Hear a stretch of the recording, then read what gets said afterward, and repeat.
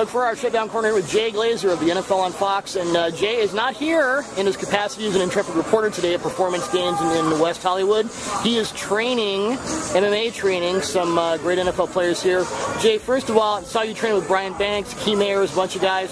What specifically, and we're going to roll a bunch of great video we got, what are you doing with these guys, and kind of how has that developed with NFL players? I've seen with Barwin and Matthews and all these different Cushing, Jared Allen, how has that developed over time? You know, it's really developed great because at first we were doing it with Jared Allen and Patrick Willis and guys like that. I'm not sure we really knew what we were doing. We understood that this training took you to a different place.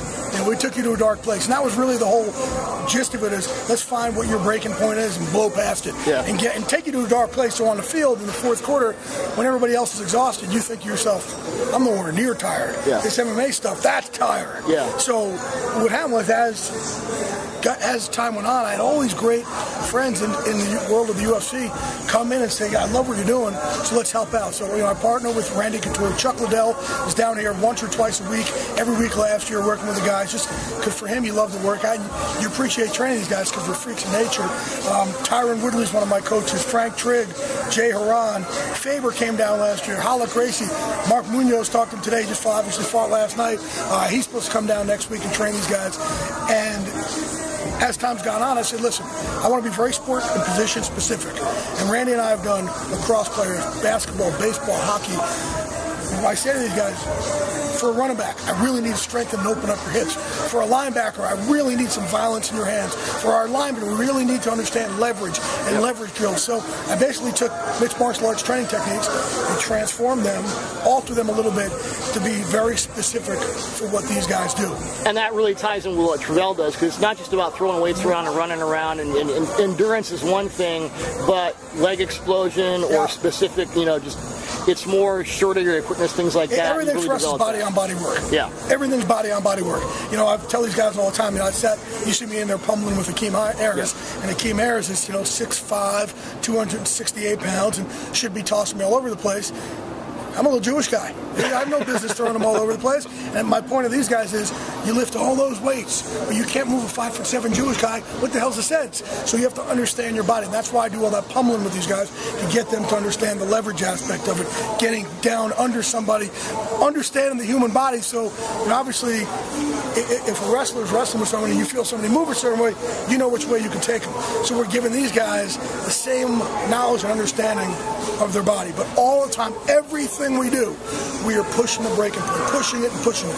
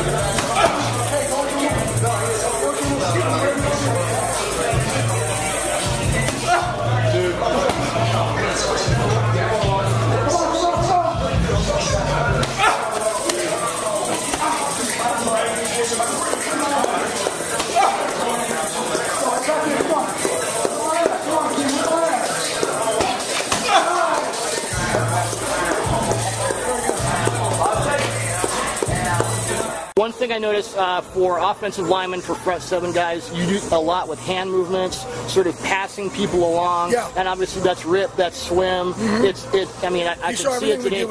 Very much tied in as far as those hand movements. Violent hand's important, but it's getting past that guy so you can get, you want to get violent with the quarterback. That's the whole idea. There's the chess game in the trenches. First line of defense is your hands. If your hands, if you take those pawns away, you got a straight shot right at the rook, right? And that's really right at the king. That's what you're going for. So if I put my hands out there, it's twofold.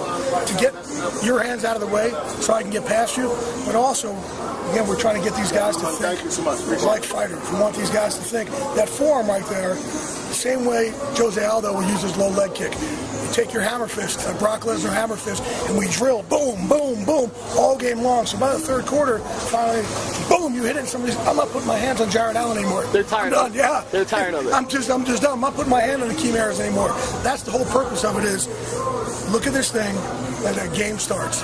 That game starts, that friggin' cage door shuts. You want to have that guy across from you begging to get out of that cage from you. And that's what we're trying to teach these guys. As a reporter and as an MMA instructor, you've got something that goes into both of your wheelhouses in Brian Banks, and obviously you know the story. Travell's training him gratis. I know you are too. I brought him to Travell. He came to me the day after he worked out for the Seahawks. Oh, yeah. He said, well, you got to get stamina. And his agent said, I know the place. Called me up and said, hey, because I trained for them, Shea McClellan going into the draft. The Bears took him. And he called up and said, he liked what I did with Shea, and he said, they're saying he needs stamina, you're the guy. And I said, buddy, I heard the story. I will never charge that guy a dime, ever. Never. And even if we do charge guys, I give it to our fighters. I don't make a dime off of it. Never have. Don't think I ever will. I hope I will someday if we're making gillions and gillions, but no, I never will.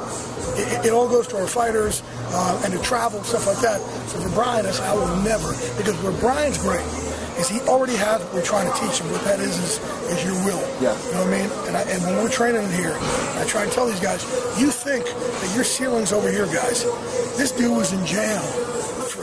He had 10 years of his life taken away, and the stuff that he's told me, everything that's gone on in there, and that didn't break him. And what I love about the guy is he never ever lost faith in God or life. Yeah. He's not saying, oh, you know, and he said it's easy to be bitter. But he said, I'm not up there going, oh, God. It's not like God's up there going, I'm going to make this bad happen.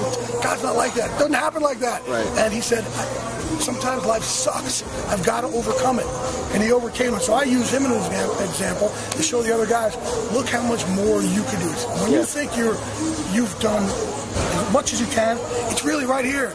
You got so much more to do. And even with Brian, he thinks he's tired. I always say, Brian, really? This is where your spot is? No. And just give him so he's his own object lesson in some cases. He's a great tool for us to use to show other guys. But just to have such a positive guy that you're not a victim. Nice. Okay. Boom. Go. Go. Come on. Get a rhythm. Go. Nice, Akeem. Now we're getting a rhythm. That's what I want to see. Go. Good, Kurt. Yank that shit off. Let's go. Go. And that's why, hey guys, that's why I also look. You guys keep trying to get into each other because you're not yanking them all. You're the one who's going to decide where the fuck he's going. Okay? Number one. Number two, make sure when you do it, okay, I want you guys clearing that shoulder pad. Okay? So if you're going right here, obviously I'm going right into it. That doesn't make any sense. If I'm wrestling, that's what I want to do. That's not what we're doing here, right? So when you're doing it, jump out. 45 degrees. Clear. Okay, ready? Go. Start again. Go. Everyone's good. Good, team. Go. Let's go. Turn around. Go. Turn around. Come on. Go. Kurt, let them fucking take you. You don't jump in there. Okay? Go. Good. Go.